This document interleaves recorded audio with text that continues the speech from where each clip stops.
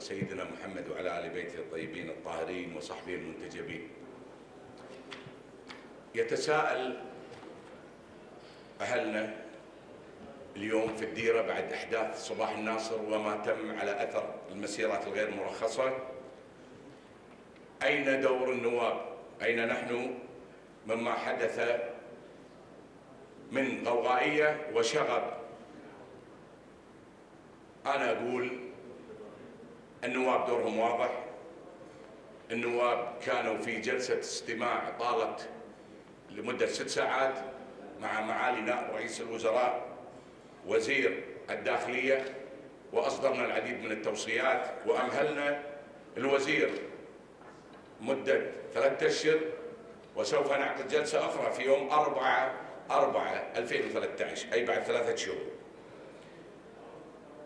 المفاجأة أني أتفاجأ أن هناك حجب لبعض آراء النواب في وسائل الإعلام، قد يكون هذا بمحض الصدفة، ولكن اللي وضع إيده على الجرح وتناول هذا الأمر كان بودنا أن نجد ردة الفعل فورية من على صفحات الجرائد، حيث اليوم يطل عليه البعض من الأخوة الزملاء الله يذكرهم بالخير في المجلس المبطل يتبرؤون ويستنكرون من الأفعال الشاذة التي تمت من قبل البعض من المندسين في هذه المسيرات.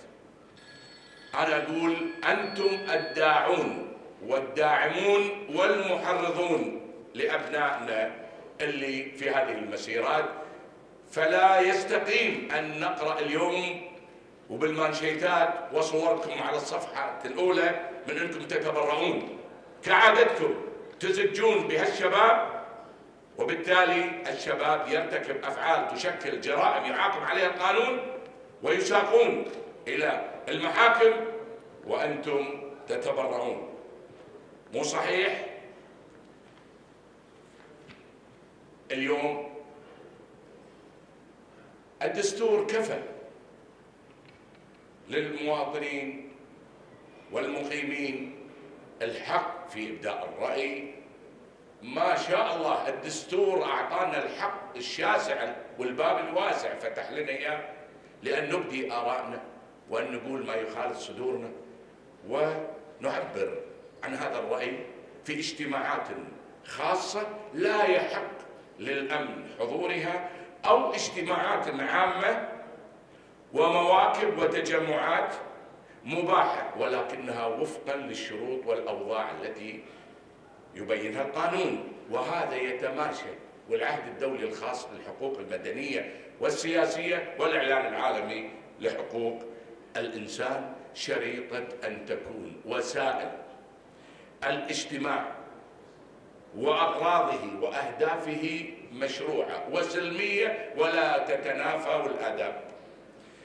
اللي حصل بأن رجال الأمن الميدانيين ارتأوا لأسباب هم يرونها، لأن احنا في مجلس الأمة مشغولون بما ينفع الناس، لا نريد الانسياق والدخول في مهاترات ومداحرات، لأن الأخوة الزملاء اللي ذكرتهم وأشرت لهم واللي جاء اليوم تصريحهم بالتبرؤ من مرتكبي أفعال الغوغائية،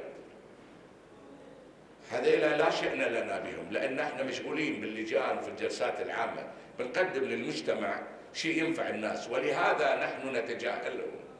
أصبحوا بالنسبة لنا جزء من الماضي ولا نريد أن ندخل في مهاترات، خاصة وأن تركنا لمعالي نائب رئيس الوزراء وزير الداخلية ورجاله كحكومة اختصاص التعامل مع هذا مو شغلنا. في أمن، في حكومة مطالبة اليوم نفهم في تكتيك اتبعتوه، تركتوا صباح الناصر والأمن ما تدخل، اعتبارات وصل إلى مسامعنا بعض أهدافكم من وراء ذلك، وهذا الأمر متروك لكم، ولكن أن تنحرف المسيرة ويأتوا لقطع الدائري السادس لقرابة الساعة، ثم عمل حواجز، شنو هذه؟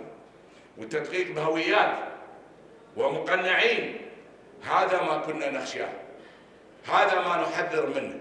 الكويت مستهدف أيها العقلاء، أيها الداعون لهذه المسيرات، أيها المحرضون، الكويت مستهدفة اليوم. لهذا نقول يا أخوان، القانون رسم لنا طريقة الاجتماعات والمسيرات، وهذا حق دستوري، وساحة الإرادة موجودة.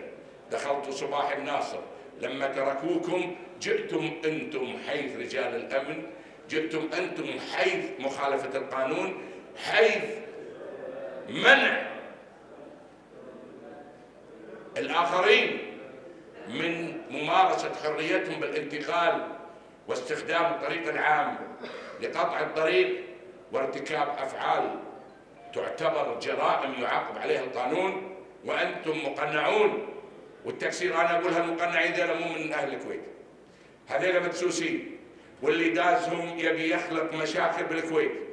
وقد يأتينا مقنعون آخرون، اليوم مقنعون قطعوا الطرق، بكرة مقنعون قد يقتلون أحد من هؤلاء اللي موجودين، وهكذا تولع مثل ما ولعت بكل الدول اللي صار فيها الربيع العربي. لهذا نحن نحمل الحكومة كاملة مسؤولية الرصد الذي تم. عندكم أمن دولة، وعندكم مباحث جنائية، وعندكم ناس بالميدان ورصدتوا وتعرفون. احنا ننتظر اتخاذ خطوات.